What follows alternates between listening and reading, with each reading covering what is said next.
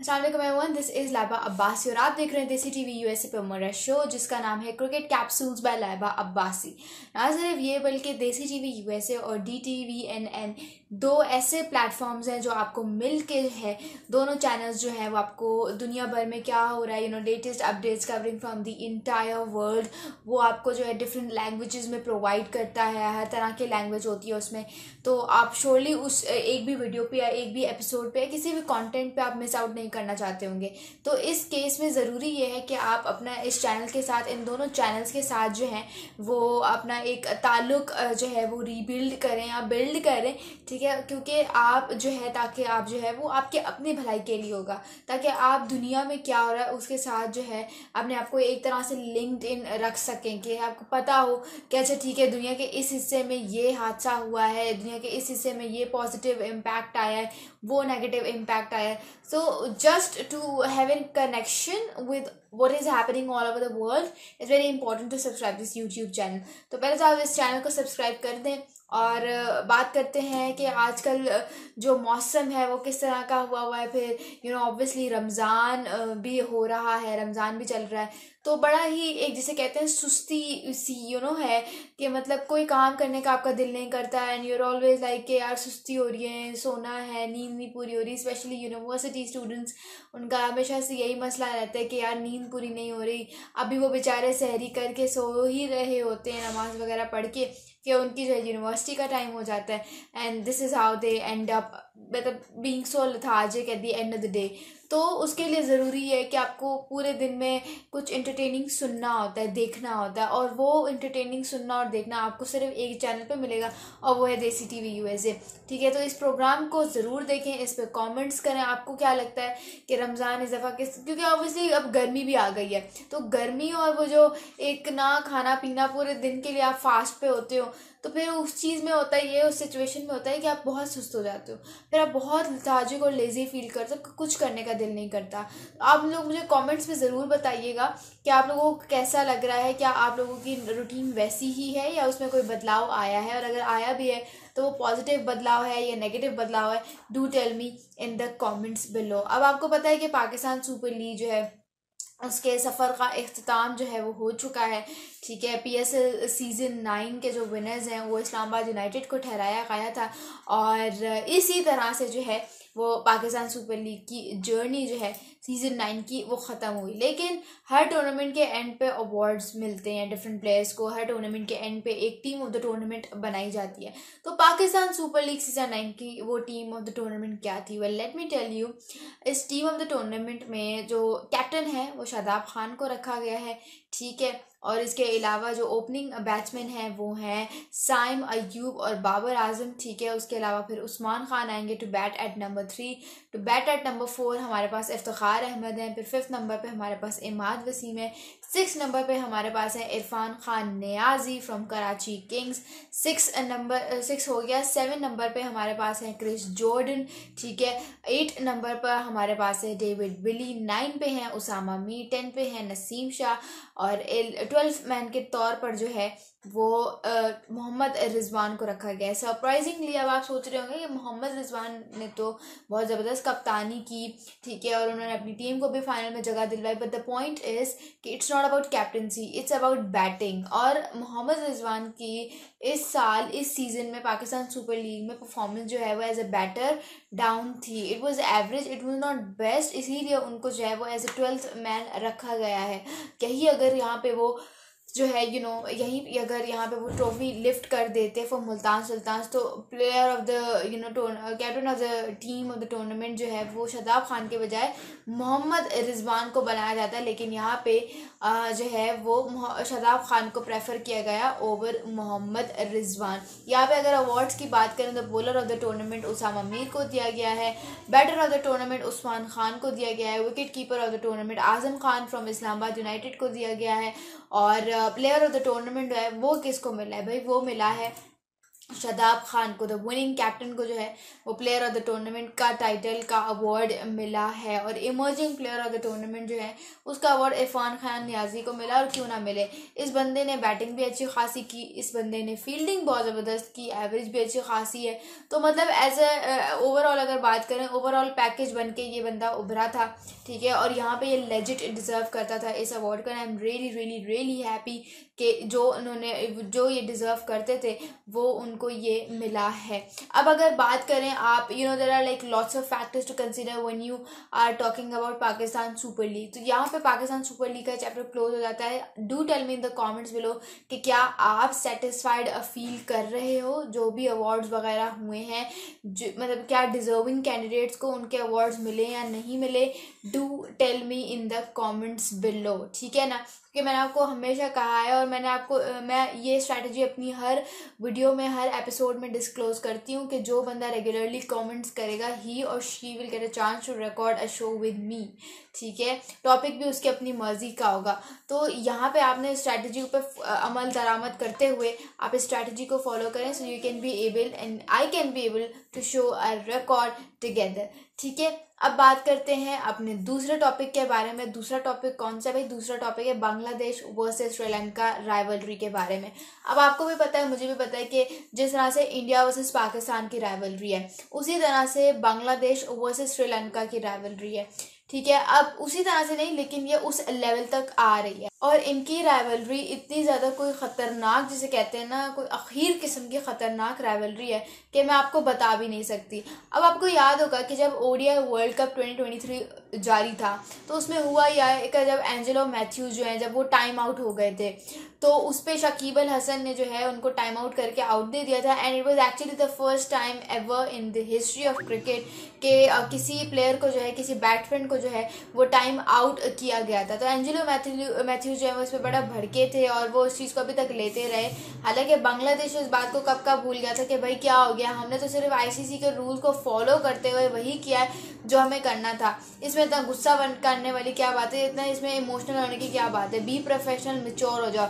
लेकिन श्रीलंका के दिमाग से वो बात नहीं निकलती और वो अभी तक उस राइवलरी को कंटिन्यू करते हैं। इवन अगर आप देखें तो जो T20 सीरीज थी बांग्लादेश वर्सेस श्रीलंका के दरमियान, इवन अगर आप देखें तो जो मतलब क्या कहते हैं, जो T20 सीरीज हुई थी बांग्लादेश और श्रीलंका के दरमियान, उसमें जब श्रीलंका ने जो है, जिसे कहते हैं, T20 सीरीज जीत ली थी, तब उन्होंने एक हीट रिस्पॉन्स दिया था, ठीक है, टूवर्ड्स, मतलब उन्होंने उनके एक प्लेयर ने जो है वो ऐसे किया था इशारा कि टाइम आउट, जो उन्होंने सीरीज जीत के जो है वो ये किया था। तो it was kind of response कि आप मतलब भूल जाओ, आप छोटे बच्चों या गली मोहल्ले की क्रिकेट तो हो नहीं रही, एक प्रोफेशनल आईसीसी के अंडर सीरीज हो रही हैं, तो मतलब you should respect the opposition team as well. यहाँ पे आप जितना भी इंडिया वर्सेस पाकिस्तान का कर लो, लेकिन इस हद तक हमारी राइवलरी कभी भी नहीं गई, अल्लाह का शुक्र है। लेकिन ऐसी राइवलरी का क्रिकेट में मज़ा आता है, क्रिकेट गेम्स में, वरना फिर ये सिर्फ एक बल्ले और बॉल की गेम बनकर रह जाती है। इस तरह की राइवलरीज का उनको देखने में बड़ा मज़ा आता है, मुझे तो बड़ा मज़ा आता है। तो खैर, जब श्रीलंका ने वो T20 सीरीज जीती अगेंस्ट बांग्लादेश तो उन्होंने इस तरह का ना किया। उसके बाद जब ओडीआई सीरीज हुई तो वो बांग्लादेश जो है वो जीत गया फॉर द लीड ऑफ 2-1। अब यहाँ पे जब क्या हुआ कि जब जाहिर सी बात है सीरीज जीत गए तो वो एक होता है ना चैंपियंस का पंफलेट उठाने के लिए, कि like all celebrating the victory. तो वहाँ पे जो उनके फॉर्मर कैप्टन है मुशफिकुर रहमान, उन्होंने पूरी टीम को जो है कहा कि सब चुप हो जाओ। मतलब प्रॉपर एक फुटेज अगर आप देखें तो वो मेंशन है जैसे Mushfiqur Rahman is making all the crowd go silent. वो अपनी टीममेट्स को कह रहे हैं चुप चुप एक चीज़ करनी है। वहाँ पे वो जब सारे टीममेट्स को चुप करवा रहे होते तो इसी दौरान वो जो है एक हेलमेट मंगवाते हैं। उस हेलमेट का जब वो मंगवाते हैं तो वो प्रॉपर, जैसे कि अगर आपको याद हो तो जिस तरह से वर्ल्ड कप में हुआ था कि जब एंजेलो मैथ्यूज आए थे एंड ही वाज लाइक भाई ये देखो इसमें मेरी क्या गलती, मेरा तो हेलमेट ही टूट गया, इसकी स्ट्राइप टूट गई, मेरी इसमें क्या गलती है। तो प्रॉपर मुशफिकुर रहीम जो है वो एंजेलो मैथ्यूज की नकल उतार के दिखा रहे थे कि ये देखो। तो वो बड़ी एक मज़े की चीज़ थी, मज़े की अगर ना भी कहे तो थोड़ी सी कॉन्ट्रोवर्शियल। अब यहाँ पे अगर मैं आपको एक पॉइंट क्लियर करती चलूँ, यहाँ पे कोई भी अगर गली मोहल्ले की क्रिकेट होती है, ठीक है, फड्डा आ जाना था, फुल सीरियस वाली लड़ाई हो जानी थी। लेकिन ऑब्वियसली जब आईसीसी के अंडर एक चीज़ हो रही होती है तो वो प्रोफेशनल लेवल जो एक होता है वो बड़ा अपनी पीक पर होता है। फिर उस सिचुएशन में आप नहीं मना कर सकते हो, आप नहीं कह सकते हो कि नहीं नहीं ऐसा तो कुछ भी नहीं होगा, ईजी रहो। तो वहाँ पे एक बड़ा ही एक जश्न का समा बन गया, ठीक है, and they were all like celebrating victory after sort of doing the mimicry of Angelo Mathews. उस सारे मज़े को मुशफिक और रहीम मिलकर जो है अपनी टीममेट्स के साथ एंजॉय कर रहे थे। उनके जो करंट कैप्टन नजमुल हसनैन, ऐसे ही कुछ उसका नाम है, उन्होंने उस चीज़ को बड़ा एंजॉय किया, बाकी टीममेट्स ने भी उन चीज़ को बड़ा एंजॉय किया। तो आप यहाँ से अंदाज़ा लगा लो कि मतलब अगर T20 और ODI में इनकी राइवलरी, इनका झगड़ा, इनका फड्डा नहीं रुका तो इसकी हालत जो अभी जो 2 टेस्ट मैच की सीरीज है उसमें क्या होगी। तो ये एक बड़ा इंटरेस्टिंग सा फैक्टर है और मैं तो इसके लिए बड़ी एक्साइटेड हूँ। आप क्या एक्साइटेड है? Do tell me in the comments below. और इसी एक्साइटमेंट को, इसकी हाइप देखते हुए वनिंदु हसरंगा, जिन्होंने टेस्ट क्रिकेट से रिटायरमेंट ले ली थी, अब वो अपनी रिटायरमेंट वापस ले रहे हैं and he is saying that he will be available for the test series against Bangladesh. तो यहाँ पे एक बड़ा इंटरेस्टिंग मोड आ गया है इस राइवलरी का। मैं तो बड़ी एक्साइटेड हूँ इसको देखने के लिए, इसको कवर करने के लिए। क्या आप एक्साइटेड हैं? कमेंट्स में अपनी राय का इज़हार ज़रूर कीजिएगा। Last but not the least is what it is के आपको पता होगा कि अफगानिस्तान वर्सेस ऑस्ट्रेलिया की जो है वो सीरीज़ आ रही थी अगस्त में, लेकिन अनफॉर्चुनेटली वो सीरीज़ कैंसिल हो गई हैं। पर्सनली अगर मैं अपना ओपिनियन दूँ, so I was really excited to see both of these teams fighting against each other for that trophy, for the win sort of title. But अब ये सीरीज़ जो है वो कैंसिल हो चुकी हैं, और ये कैंसिल किसने की है? यानी कि ऑस्ट्रेलिया ने जो है वो अफगानिस्तान क्रिकेट बोर्ड से माजरत की है। उन्होंने कहा है कि we are really sorry but हम जो है आपके साथ ये सीरीज़ कंटिन्यू नहीं कर सकते। ये सीरीज जो है वो अफगानिस्तान के साथ खेली थी ऑस्ट्रेलिया ने, but Australia have now withdrawn themselves from this series. अब रीजन क्या उसके पीछे? आपको लग रहा होगा कि कोई रीजन होगा, बिजीज के and stuff like that, but बहुत ही कोई फारिग सा रीजन जो है वो ऑस्ट्रेलियन क्रिकेट बोर्ड ने सेलेक्ट किया है टू पुट इट फॉरवर्ड। और वो रीज़न ये है कि they are not satisfied with the security management in Afghanistan. उनका कहना ये है कि हमें लगता था कि जो अफगानिस्तान का एक एनवायरनमेंट बना हुआ है तालिबान के हवाले से, टेररिस्ट अटैक्स के हवाले से, वो हमें लगता था कि शायद कम होगा, लेकिन वो कम होने के बजाय मज़ीद बढ़ गया है। और इसी इन्वायरमेंट जो है वो औरतों को उस तरह से उनके राइट्स नहीं मिल पाते, और बहुत सारे और भी सोशल और कल्चरल इश्यूज वहाँ पे हैं। ठीक है, मतलब हर सेक्टर के वजह talk about political instability, economical issues, ठीक है, और विमेन राइट्स, सिविल राइट्स, वहाँ पे कोई भी चीज़ ठीक से नहीं होती, जिसकी वजह से वो कह रहे हैं कि अफगानिस्तान का एक ऐसा एटमॉस्फेयर नहीं है कि जहाँ पे हम जाके क्रिकेट खेलें। अब ये बहुत फारिग सी रीज़न क्यों कह रही हूँ मैं? वो इसलिए कह रही हूँ क्योंकि देखिए, politics and cricket should always be separate. ठीक है, ये 2 ऐसे टर्म्स हैं जो कि अगर पॉलिटिक्स क्रिकेट में घुसेगी तो क्रिकेट का बेड़ा गर्क, अगर क्रिकेट पॉलिटिक्स में घुसेगी तो पॉलिटिक्स का बेड़ा गर्क। वो इसलिए होता है क्योंकि ये इसीलिए कहते हैं कि प्रोफेशनल और फैमिली लाइफ हमेशा अलग थलग हो रहनी चाहिए, उसी तरह से पॉलिटिक्स और क्रिकेट भी अलग थलग रहनी चाहिए।